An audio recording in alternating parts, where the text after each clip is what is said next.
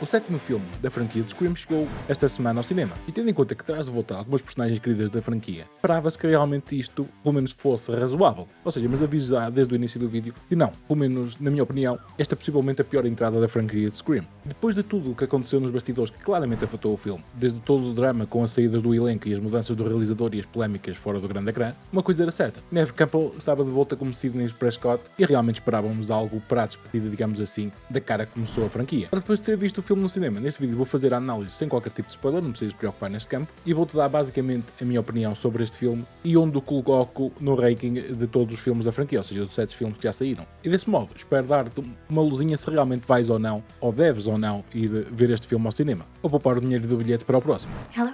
Do you like scary movie? Ora, com isso dito, olá a todos, bem-vindos ao Tratas do Chrome, eu sou o Paulo, e se és novo por aqui neste canal, abordo tudo desde cinema, Marvel, Star Wars e por aí fora. Se gostas deste tipo de conteúdo geek, vai arrebentando aí já com este botãozinho do like e subscreve para não perder vídeos no futuro. Ora, primeiro vamos fazer um resumo rápido do que é que se passou nos bastidores e como é que isso afetou realmente a percepção e depois o que vimos no filme. Após o sucesso mais recente do Scream de 2022 e o Scream 6, que saiu em 2023, que de certa forma revitalizaram a franquia, com a Melissa Barrera e a Jenny Ortega, que estava na fama claramente graças à Wednesday, este filme esbarrou-se por completo nesse campo. Barrera foi demitida em 2023 por causa de posts nas redes sociais devido ao conflito entre Israel e Gaza, e a produção em si considerou bastante problemáticos, portanto afastaram a atriz. Em consequência, a Jenny Ortega saiu em solidariedade com a sua colega e também o realizador Christopher Landon abandonou o projeto todo. Desse modo trouxeram o argumentista original de 96, o Kevin Wilson, e acabou mesmo por realizar esta desgraça de filme que vimos. Pegando nesta parte dos regressos, também trouxeram de volta a atriz Neve Campbell, que na altura do Scream 4 ela acabou por ficar fora devido a uma disputa salarial. O plot do filme em si parecia algo relativamente interessante, em que um novo Ghostface surge na cidade onde a Sidney construiu uma vida nova, tendo que a filha dela virava o alvo deste novo Ghostface. O filme prometia que a Sidney tinha que proteger a sua família e de certa forma enfrentar este seu passado. Contudo, o filme claramente falhou em todos estes pontos e apresentou-nos um dos piores guiões já vistos à face do cinema. Mas agora alguns dos pontos positivos que, apesar de estar aqui num tom negativo, o filme ainda consegue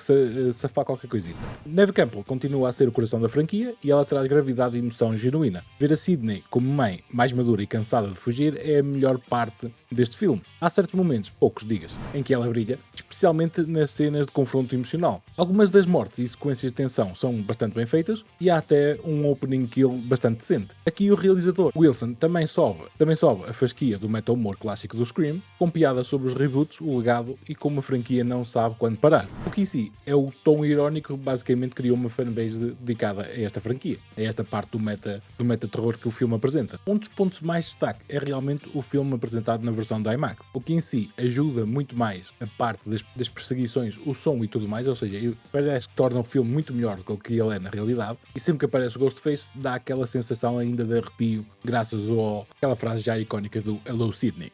Hello, Sidney. Um dos pontos que eu vou encaixar na parte positiva, em que nada tem a ver com o filme, mas sim a recepção do mesmo, é o box office apresentado até ao momento. Nos Estados Unidos, que é o maior mercado do mundo, o Scream 7 estreou com 64 milhões, o que é o maior da franquia até ao momento, e conseguiu encaixar 97 milhões a nível global, pelo menos até sábado, ou seja, o domingo geralmente traz ainda mais dinheiro. O que prova em si que, por um lado, o cinema está realmente a dar alguns sinais de regresso, mas que apesar de toda esta polémica e tudo mais, o Scream continua a ser uma das franquias provavelmente mais amadas dentro desta comunidade. Com isso dito, vou agora virar para os pontos negativos que realmente tem muito a falar, né? Aviso também que a partir daqui vou fazer, não é tecnicamente spoiler, ou seja, mas vou abordar um pouco mais do que o filme mostra em si. Não vou revelar spoilers, por exemplo, do que acontece a certas personagens e tudo mais, apenas o contexto em que alguns personagens se encontram que são super aleatórios. Mas se não quiser saber nada disso, salta o este tempo aqui em baixo, onde dou logo a nota ao filme e não ficas a saber nadinha sobre ele. Hello, Sidney.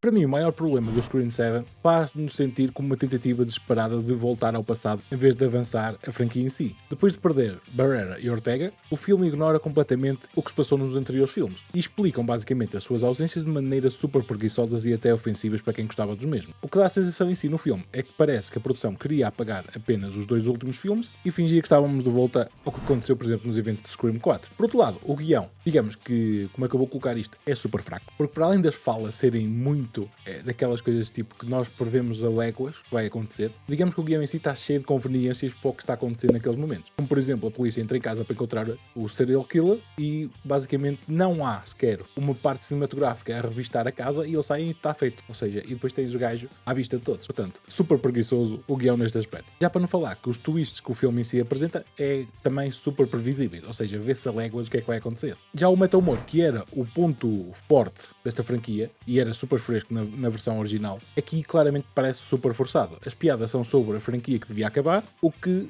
basicamente é uma realização autoconsciente sobre o filme em si. Ou seja, parece que o filme nos está a mostrar, sabe que está a falhar com o que nos estão a apresentar no grande ecrã e para além de talvez tentar disfarçar essa coisa com um guião fraco, ainda cai mais nesta parte do humor e fazem-nos lembrar basicamente o que já estamos a ver no filme em si. Ou seja, nós já estamos a ver que o filme é fraco. Não é preciso ainda estarem a relembrar com as piadas sobre o mesmo. Portanto, não sei o que é que eles estavam a pensar nesse campo, neste aspecto. Já as novas personagens, incluindo a filha da Sydney, são super ocas, digamos assim. Porque não há basicamente tempo ou não há desenvolvimento das personagens em si. As mortes, então, perdem super impacto, não se importam sequer com quem morreu anteriormente, incluindo uma parte em que a filha da Sydney, que eu até me esqueço do nome, tanta importância que lhe deram à personagem, ou seja, é incrível. Não querendo revelar muito, ou seja, mas ela perde alguém importante e depois a discussão dela é com a mãe e caga-se completamente no que aconteceu a essa dita personagem. De igual modo, o regresso de alguns personagens anteriores que supostamente não deviam cá estar, estão super forçados e não convencem sequer todo. No que diz respeito, por exemplo, às cenas de ação, diria que são do mais genérico possível. O pacing arrasta completamente no segundo ato e o final, além de se arrastar, cai por completo. Não há aquele grito final para